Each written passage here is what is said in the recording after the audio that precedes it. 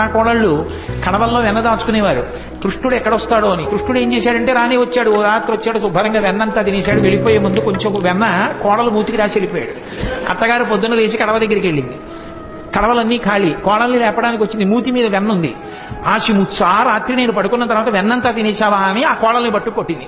పిల్లలకి పాలు లేకుండా చేసేశాడమ్మా. సాయంకాలం అయ్యేటప్పటికి ఎక్కడి నుంచి వచ్చాడో దూడలన్నీ వదిలేశాడు. ఆవుల దగ్గర పాలన్నీ తాగేశాయి. మా పిల్లలు ఏడుస్తున్నారని కొంతమంది గోపకాంతలు వచ్చి చెప్పారు. కృష్ణుడు ఇంటికి వెళ్ళాడు. ఆ అత్తా కోడలు ఉట్టి దొరికితే తాగేస్తాడని చెప్పి ఉట్టి కింద ఉంటే ప్రమాదం అని చెప్పి పైన కట్టేశారు. తీసుకెళ్లేదో చిక్కన్లో పెట్టి పైన కట్టారు. రాని వచ్చాడు, చూశాడు. ఓహో, ఈ అత్తా కోడలు పైకి కట్టారా ఎలా అనుకున్నాడు. పీటలు రోళ్లు అన్ని తీసుకొచ్చాడు, అక్కడ వేసాడు, వాటి మీద ఎక్కాడు. ఇలా చెయ్యి పెడదామని చూశాడు, అందలేదు.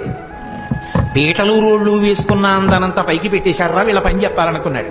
ఓ రాయి ఒకటి తీసి కిందకి అన్నం పెట్టాడు. చక్కగా పైనుంచి కారిపోతుంది. హాయిగా అందరూ చీరలు పట్టి తాగారు, వెళ్ళిపోయారు.